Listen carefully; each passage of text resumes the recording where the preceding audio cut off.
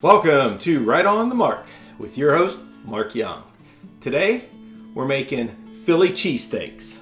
That's right, getting a lot of requests lately on making food and not so much drink. So welcome back to my channel and my food of the week. So I got all the ingredients I need and I think you're gonna like it.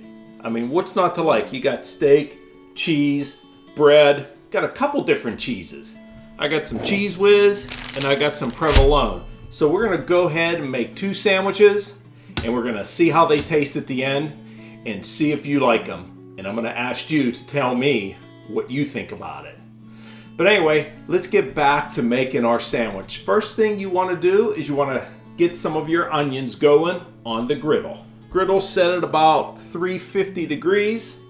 You're gonna wanna put some onions. Now these are cooked onions that I fried and sauteed earlier this morning. So I'm just gonna go ahead and get those heated on the grill. As you can hear, it's starting to sizzle. Now I'm not a big onion guy, but I think it makes the cheesesteak sandwich. It's just a staple. When you go to Philly to get a cheesesteak, there's always gonna be onions. Now, myself and the lovely Kim been to Geno's in Philly. We've been to Jim's in Philly. Those are the two most famous, I'll say, delis, cheesesteak houses, probably in the country.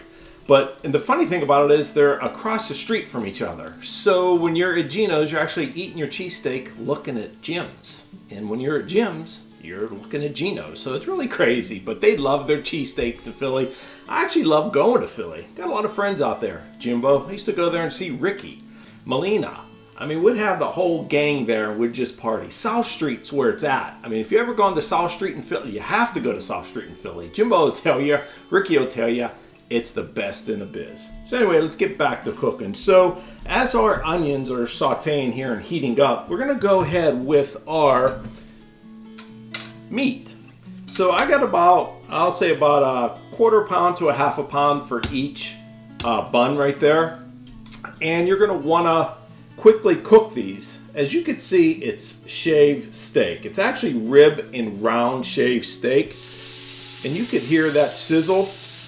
You may want to adjust your griddle if it cooks too fast. You don't wanna burn it. So that's probably close to a half a pound. And you could hear that sizzle. Some Sizzlin on the Grizzlin. That's right. So there's a couple different ways you can go about this. You could stir and flip your onions, and you can just flip your meat, if you know what I mean. See how fast that cooks? You always want to get the shaved beef. It just comes out the best. Now I can remember going to Philly and ordering these cheesesteaks. Now, these cheesesteaks aren't for the faint of heart. They hustle you in and hustle you out. It actually says on the sign when you go to order your cheesesteak is do not hold up the line. Know what you want to order.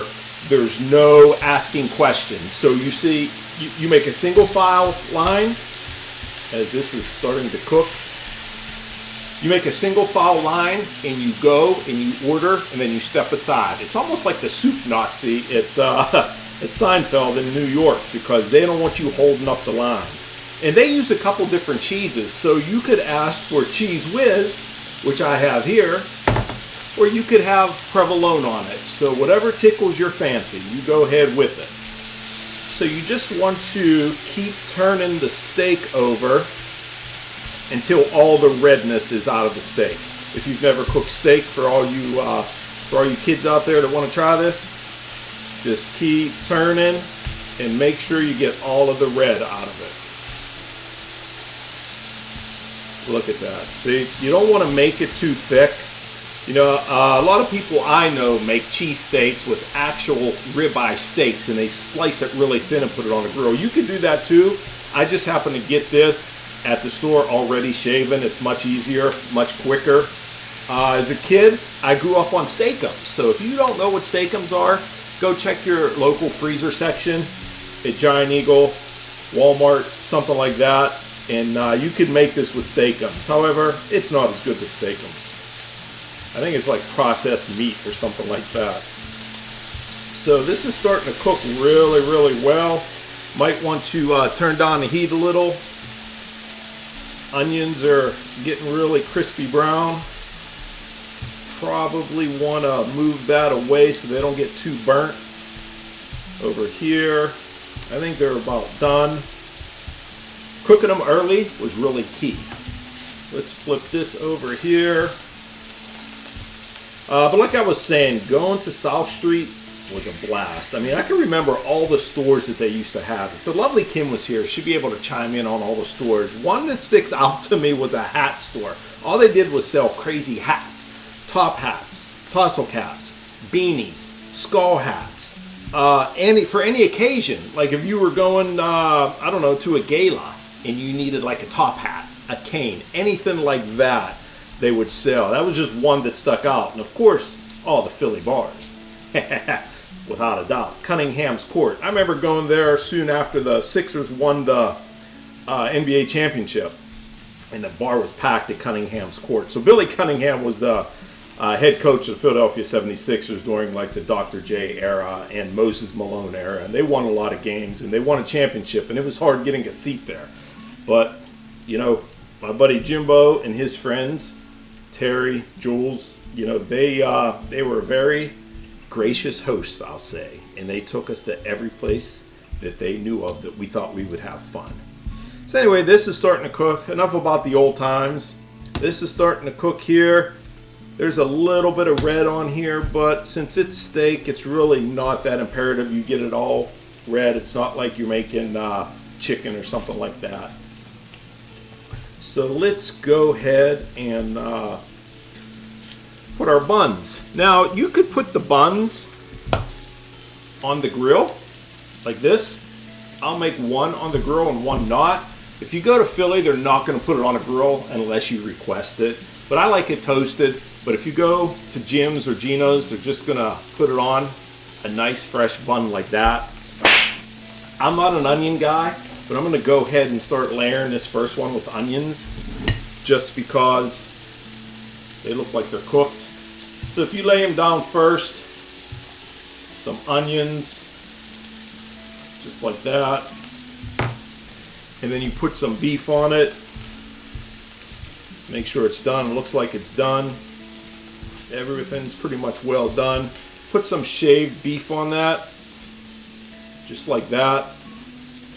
Look at that, folks. Man, I wish you could smell this. This is without a doubt a dynamite sandwich. I'll go ahead and put a couple pieces of provolone on it like that, just so you could see it melt. Now you can put some condiments on it. I don't recommend it because that's not what they do in Philly. They just wrap it up like that and give it to you, and by the time it comes to you, it's already runny enough with enough juices from the meat and everything else on there that you don't really have to put any ketchup or mustard or mayonnaise. No, God forbid mayo. Don't want to put any mayo on there. Mayonnaise is not an instrument. But let's go ahead and look at our bun. Looks like it's slightly toasted here, so we can go ahead and set up this one. So let's set up the sandwich. Now, if you're in Gino's or if you're at Jim's in Philly, they may do it a couple different ways. I've seen like Jimmy's do this. They'll cook that and then they'll pick it up like that and they'll scoop it up and just put it in the sandwich. I've also seen them just mix it all together just like that, which is fine too. I layered it on that one, so I wanted to show you a couple different ways to make it just in case you're interested in making these Philly cheesesteaks. It's a lot better with the shaved beef. So I'll go ahead and pick this up. Look at that. Perfect. That is perfect. Put that down. Put the rest of the beef on your sandwich. And now comes the best part. You might want to heat up your Cheese Whiz. Now, you just have to heat it up for probably 8 seconds. And they do use Cheese Whiz. I mean, it's almost like the O in Pittsburgh, the former O in Pittsburgh, because they're now closed, is they use Cheese Whiz for everything, and they tell you they do. So it's one of the well-kept secrets. So you can just stir it, just like that. Stir it, get it all nice and runny. Grab your sandwich and just drizzle your cheese over your Philly cheesesteak. Now they have a stick at the restaurant. It's actually really weird because it looks like a pole that they use. They grab this big pole and they slap it on there, then they smack it down and squish it. Look at that, folks. So you got a Cheese Whiz cheesesteak here, and you got a provolone one over here. Look at that. I'll put them side by side just so you could tell. Now these are just regular Giant Eagle hoagie rolls. They're not hard. They're not homemade ones that you have to cut. They're actually soft and are easy to eat. That's what they use at the original local Philly cheesesteak in downtown Philly. But look at that, folks. It doesn't get any better than that. Man, does that look good. And you see how fast I cooked it. Cooked really fast. So let's go ahead and give it a taste. Slide this. Well, we could just move this here. Let me fumble around with this a little bit. Hold it.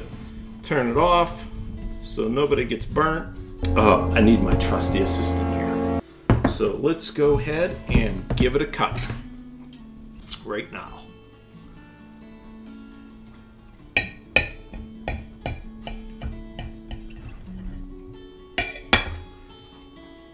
There goes your cheesesteak, onions, and provolone. And here goes your cheesesteak with cheddar cheese whiz. However you like it, folks, to each his own, as I say. Look at that. You could actually even dip it in some more cheese whiz if you'd like. But I'm here to tell you, folks, this is the real deal. This will take you to the promised land. Let's go ahead and give it a taste. I want to make sure it's nice and cool when you do.